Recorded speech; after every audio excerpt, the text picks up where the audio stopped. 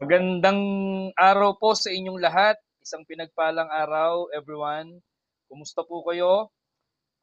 This is your coach Chris Tolentino from Mariveles, Bataan. Laking Maynila po ako, pero dito na po nakapag-asawa sa Bataan. Meron po ba mga laking Maynila rin dito? Oo, dalawang klase daw po ang tao sa Maynila. Isang manloloko, tsaka isang nagpapaloko. O, alin po kayo doon? Oo. Dati ho, ako yung loko-loko doon. Okay, magandang araw again, no? Maraming salamat po sa mga nandito ngayon sa amin sa live sa Zoom. At mag-share lang po ako ng konting kwento ng buhay ko, no? Meron po bang empleyado rito? Empleyado? Wala, resign na po kayo lahat. Negosyante, may negosyante po ba rito? Paki-type nga number 1 kung may negosyante. O sino pong bakante? Bakante. Parang karamihan bakante. Okay, no?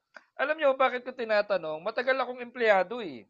Working student ho ako, graduate ako ng AMA, computer programming, pero napansin nyo, hindi na masyadong gamit yung mga pinag-aralan natin dati. Tama, mali.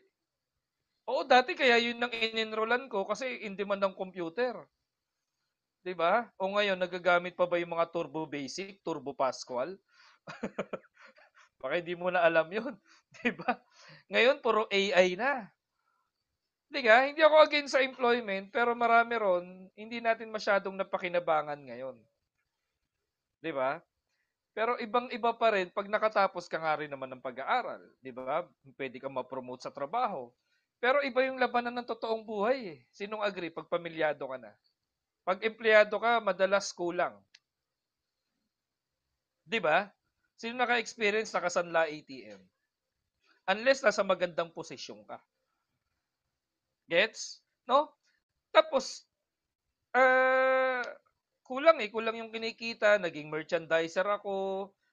Hindi ako matanggap sa magandang trabaho dahil hindi naman ho ako matalino. Matalinaw lang ho ako eh. Matalinaw lang ako sa mga kaklase ko. Magaling lang ako mangopya eh. Kaya nakakapasa.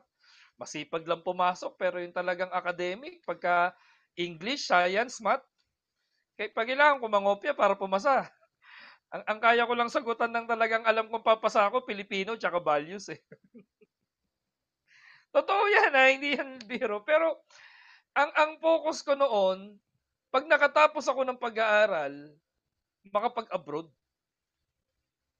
Opo, at the age of 21 years old, nag-Taiwan na ako eh. Pag uwi ko, sabi ko magne-negosyo ko kasi pangarap kong umasenso. Laki ako sa hirap eh. Bata pa lang ho ako, naranasan ko na magtinda ng gagamba, ng panlaban. Magtinda ng ballpen, magtinda ng tinuhog na singkamas, tsaka mangga. Oo. Iba't ibang klase na ho. Elementary, high school ho ako. Mahirap ho ang buhay. Marami kami magkakapatid. Ngayon, pagkagaling ko ng abroad, sabi ko sa sarili ko, hindi na ako babalik. Sa sobrang hirap po ng dinanas ko ron. Hindi naman lahat na nag-abroad, maganda kinalagyan eh. Tama? No? Kaya po, sumubok ako magnegosyo. 24 years old na sa pagbi-business na po ako. 44 na po ako yun. Mukha lang 43. So, ibig sabihin, 2 dekada, almost 20 years na po ako sa larangan po ng pagbi-business. Hindi po ako yung big time na negosyante. Vendor po si Chris Tolentino. Oho, naranasan ko na hong maitinda iba't ibang klase. Nag-glassware ako, nag-plasticware, nagkantin ako sa Manila, nagprutasan, nag-school supplies. Kung alam nyo yung 10 piso, lahat ng klase yung naglalatag sa mga palengke, yun ang hanap buhay ko rin dati. Tinda rin ako ng isda. Oho, tapos nagkaroon ako ng nagparesan, goto. Kahit tinda ko na nga huyatang lahat, ang hindi na lang yung katawan ko eh. Wala akong bibili. Sa loob ng 2 dekada, paulit-ulit po yun. Uupa ako ng pwesto, magnenegosyo ko, magtitinda ako, ano yung pwede ko itinda. Kaya ho ako, 12 taon po akong pabalik-balik sa Divisoria para mamili po ng iba't ibang items. Tapos tulad mo, na-invite ako sa mga ganitong negosyo. Meron po ba ritong nadali na ng scam?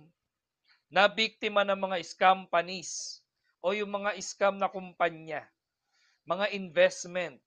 Mga kikita ka daw kuno ng halos wala kang gagawin tapos mag-i-invest ka ng pera. Meron po ba? Marami. Marami tayong Pilipino na nabibiktima niyan. Alam nyo, kaya maraming duda eh. Apo, kahit ikaw, sabihin ko sa iyo ngayon, maganda yung live good, masumali ka, aminin natin sa hindi, tulad ko, nagduda rin ako eh. Diba? Pakikitaan ka ng malaking kitaan, ang liit ng puhunan. Ano agad iisipin mo? Too good to be true. Totoo ba to o hindi? Nagigets? Kasi ang daming Pilipinong biktima. Ang dami ko nung nakakwentuhan. Sa tagal ko po sa ganitong industry, kasi dati may general merchandise ako sa Cavite, may sinalihan akong kumpanya, matagal din po ako ron. Isa lang po yun, yung previous company ko. So habang nasa traditional, ginagawa ko din yung pag-network. Pero dati, mabigat. Kasi traditional, wala namang Zoom, wala namang mga online before, wala namang mga ganito-ganitong link. Diba? Talagang iikutin mo, magbabahay-bahay ka, mamumrubim-rubinsya ka. Pero ngayon, na-interest ako kasi online.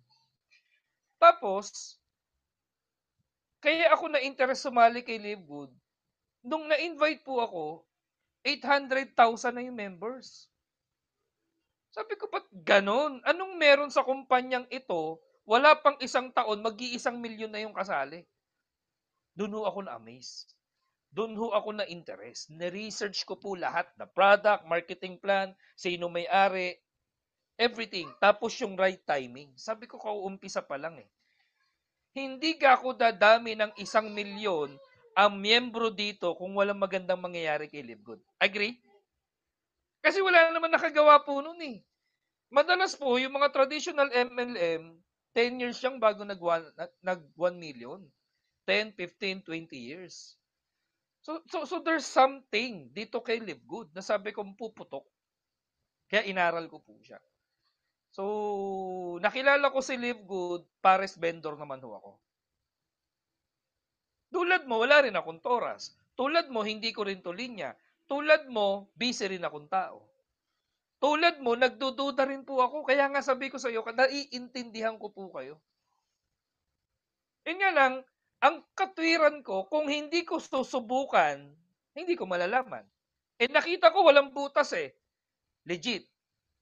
Paano ko malalaman ito yung sagot dun sa mga tagal ko nang hinihiling kay Lord kung hindi ako sasali?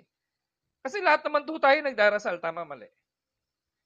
Eh ang Diyos naman hindi po literal. Na pag humiling ka ng isang bagay, aabot niya yan sa'yo. Gagamit siya ng mga instrumentong tao, oportunidad o pangyayari para sagutin yung dalangin natin. Tama? At posible, tulad ko, ikaw na-invite o nakasali na rin sa mga ganito. Meron po ba? Pakitype nga number 2. Ano pong nangyari? Alam nyo po ba sa survey, 95% ng mga sumasali sa network marketing nagkukwit? Only 5% lang yung nag-i-income ng tuloy-tuloy. Pero bakit marami nagjo-join? 90,000 people po ang sumasali everyday sa multi-level marketing sa buong mundo. Ang daming nagjo-join. Maraming sumusubok pero ilan lang yung nagtatagumpay. Kasi marami po na-excite lang. Kaya pag sinabi mo sa akin, coach, may kilala ako, nag-live good, hindi naman nagtuloy. Nasa ibang kumpanya na nga yun, iba naman tumigil, wala naman nangyari. Correct, totoo po yun. Kasi hindi po lahat ng nagjo-join, seryoso at desidido. Tama? Kaya kami confident na pasalihin ka, kapatid, kasi yung amin pong team, merong proven system. Meron po kaming tinatawag na Don Chris Mentoring Program Academy. Isa po itong online academy na kung saan naghahanap talaga kami ng mga seryosong tao na gustong matuto ng digital marketing. Kahit wala kang experience, kahit bago ka, kahit first time mo sa ganitong business, pwede ka rito. Willing ka naming turuan. Okay? Ito pa nakakalungkot. Sa dami po ng multi-level marketing dito sa Pilipinas, maging sa ibang bansa, marami na pong nasunog. Tama? Isa ka na rin ba sa burnout na? Yung ayaw mo na? Yung sinabi mong alam ko na yan, pare-pareho lang yan. Bakit? Marami ko po kasi pinasali pagkatapos wala na. O yung nagpasali, nagpatalon-talon na ng kumpanya. Pati itong bago, tinabangan na. Yung iba naman po, iba't ibang dahilan yan eh. Meron po ba ritong nakasali sa ibang company? No? With all due respect ha, wala po tayong sisiraan o babanggitin.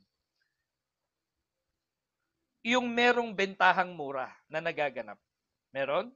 Yung sumali ka, binili mo sa isang bote, isang box o isang package nila, 1,000 nakita mo sa Lazada, sa Shopee, sa Baclaran, 500 pesos. Meron? Meron. 'Di ba? Matagal na pong problema yan sa industriya ng network marketing. Lalo na po binary. Galing po ako sa binary. Okay? Bakit? Meron po kasing manipulation na nangyayari. Sorry po. No? Pero ito po yung realidad. Kay Live Good, bakit ako na-interest? Kasi nakakita po ako ng patas na laban. Walang maaagrabyado. Lalo't kung naintindihan mo to. Walang manipulation. Walang bentahang mura. Walang overprice. One account policy. Yung credit card mo, isang beses mo lang pwedeng gamitin. Ano punto ko? Hindi mo pwedeng kamadahin. Sorry for my word. Walang kamadang mangyayari. Walang maaapektuhang bagong miyembro. Kasi hiniwala yung produkto doon sa membership. Di ba ang galing? No, ano pa? Yung dating mga multi-level marketing, karamihan po, lalo traditional, mahal ang produkto. Paki-type number 1 kung naniniwala ka ron. Bakit mahal? Kasi lahat po ng kita ng kumpanya na para ibayad sa mga distributor. Sa travel incentive, sa mga event, lahat sa car incentive o kung ano pa namang komisyon at pambayad sa lahat ng overhead ng kumpanya, ng opisina, empleyado, wala namang ibang pagkukunan kundi doon sa markup sa product. Kailangan nilang taasan. Kaya yung binili mong package na 10,000 sa manufacturing, possible baka 2 to 3,000 pesos lang. Naniniwala kayo? Kailangan taasan eh. Okay? Ang nakita ko kay Live Good, yung presyo natin, mura. Yung mga multivitamins natin na pinakita kanina, wala pang 10 piso isa pag kasali kayo. Eh bakit ganun ang presyo? Bakit hindi nag-mark up ng malaki kumpanya? Simple lang po. Ito yung kaibahan. Tayo ang kauna-unahang subscription company na pinasok ang multi-level marketing. Palakpakan nyo naman yung kumpanya to. Marami na pong gumaya. Sa 2 taon po ng kumpanya, baka hindi na po mabilang sa 10 kamay ko o sa 10 daliri ko, ang local company na gumaya kay Live Good. Opo, subscription din kasi nakita nila pumutok eh. Nag-boom ang subscribe. Pwede pala yun. Networking subscription, monthly kang magsasubscribe, parang Netflix pero may kitaan. Katagal mo na nag-subscribe sa Netflix, sa internet, wala ka namang income. Nagigets? So tayo yung kauna-unahan. Marami na pong gumaya, pilit pinapantayan, pero wala pa rin pong nagtagal. Okay? Marami pong bago, kasi bakit? Nakita nila, inspired by Live Good, ginaya nila yung Complan, ginaya nila yung concept, pero ano po yung pwede ko pong igarantiya sa inyo? Kay Live Good International, hindi ka mahihirapan magpadala ng package o produkto mo sa mga sumali. Tama, kasi sila yung bibili sa website. Yung income natin, hindi mamomroblema yung local company, paano papadala sa kanila yung komisyon. Dito po lahat online. Grabe po, pag nakita mo yung dashboard, yung system, yung replicated website, hahangaan nyo po talaga ang Live Good. At maniwala kayo sa hindi, ang tiningnan ko yung long-term na vision ng kumpanya, na yung 100 million subscribers, na possible po talaga. Pag lumabas na yung iba't ibang industry ni Live Good, na lahat ng kakailanganin mo sa loob ng bahay mo, sa loob ng bag mo, bibilin mo na sa website mo, i-add to cart mo na lang, at discounted ka dahil miyembro ka, maniwala ka sa hindi, dadami ang subscribers nito. Nagigets? 3 taon, 5 taon mula ngayon, baka magulat po ang marami. Ano na at ano na ang meron kay Lebron? Magbubom po talaga.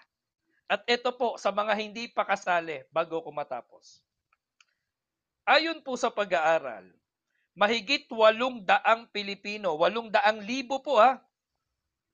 Oh, ang wala ng 80,000 na 80,000 ang nawalan ng trabaho because of AI. Ang mga call center po, marami na nagsasara. BPO company. Bakit? AI na ang sumasagot, artificial intelligence. At sa mga susunod na taon, ayon sa Philippine Star, mahigit 5 milyong Pilipino mawawalan ng trabaho because of artificial intelligence. May chat GPT na, may AI na, robot na. Nakikita nyo siguro sa Facebook nyo yung mga kung ano-anong video na gawa ng AI. Sa ibang bansa ang pumipitas ng prutas at nag-aayos nito sa mga sa factory, robot na po. Baka magulat ka kapatid, 1 taon, 6 na buwan, 2 taon mula ngayon yung trabaho mo AI na gumagawa. Ano punto ko? Dapat wala pa problema, may solusyon ka na. Pag ang pinagkakakitaan mo sa panahon ngayon wala sa online, mapag-iiwanan ka. Tama, mali? Tama. This Live Good, ito pong pinakita namin sa inyo, isang proven system na marami na pong nabago ang buhay, isang negosyo na potensyal at pwedeng pasukin ng maraming Pilipino. 3,000 lang po ang starting eh. Napakababa ng startup na puhunan. Pwede kang makapagnegosyo more than 200 countries. Pwede mo magamit yung iba't ibang platforms online para gawin yung negosyo mo. Bakit ka magdadalawang isip? Bakit ka pa magdududa? Yung duda mo hindi kayang ibili ng bigas yan. Tama? Yung pride po natin hindi kayang ipampaaral ng anak yan. Ang tagal mo nang may pride, fried chicken pa rin hanggang ngayon. Ang tagal na natin nagdududa. Yung duda po, mahirap pong ipambuhay ng anak. 'Di ba? Sayang yung pagkakataon. 3,000 piso mo, hindi mo ikahihirap yan. Pero pwede, ikayaman mo yan dito kay Live Good. Kaya ikaw na nakikinig sa akin ngayon, ikaw na nai-inspire, ikaw na namomotivate, ikaw na nag-iisip-isip ka. Do your own research. Subukan mong silipin kung ano yung talagang meron kay Live Good. At maniwala ka sa hindi, tulad namin, hindi mo rin pakakawalan po ito. O sino ka ngayon, resulta yan ng mga ginawa mong desisyon noon. At kung sino ka kapatid, sa darating na panahon, yun yung magiging resulta ng lahat ng gagawin mong desisyon sa ngayon.